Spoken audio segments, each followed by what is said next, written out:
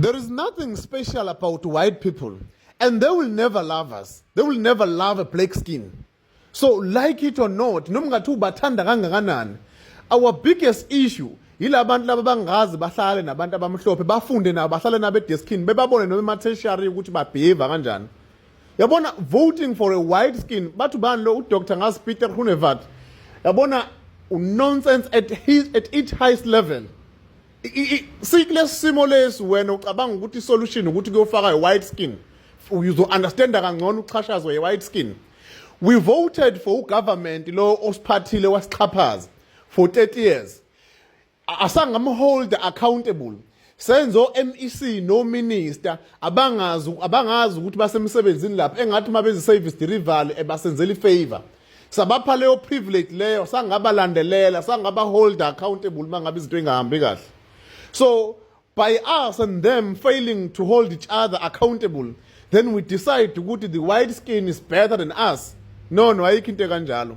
Ayikho into kanjalo. Labantu decided to segregate themselves from us.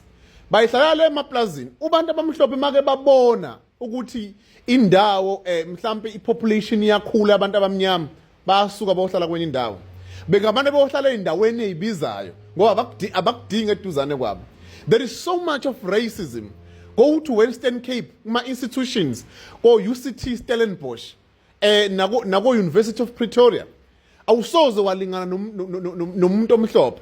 So abantu bakithi bafuna hlezi si inferior ngasona sonke isikhathi. Kunabantu abasuperior than us in our country. Hayi bafethu no. Labantu abanawo DNA wala eMzansi. Abanawo DNA wala eAfrica.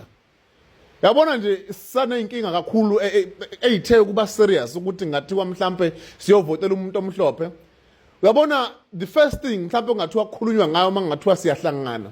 Ngabe kuthiwa qale ekuxini iningizimu Africa le. Khisho bonke abantu abangenela eMzansi ongekho emthethweni sibhekane nezinkinga zethu.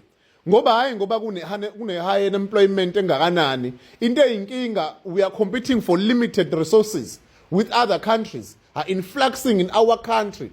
Then we turn as citizens to compete with them. Hayi bafethu angivumi kuleyo nto leyo.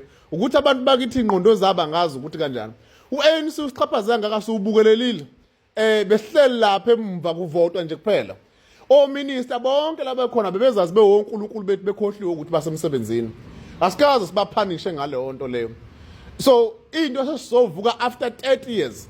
Njengamanje uhulumeni ophethe ngeke usho uphethe uhulumeni kaANC, it is the president from ANC. Kuphethe wonke lamaqembu lawo. Kuthule ngisho bani labo Gayton McKenzie abethi bazolela amakhaladi nani bangene lapha bezo blue light ayiseke into ekhulunywayo. Abanye ababethu ANC amasela bathule babethi ngeke baze babe kwi coalition government no ANC ngoba ungamasela bathule. But the white skin no the big no shame. Ngamani umuntu ahambe ovotela iMKP lapho la sivote lakhe khona.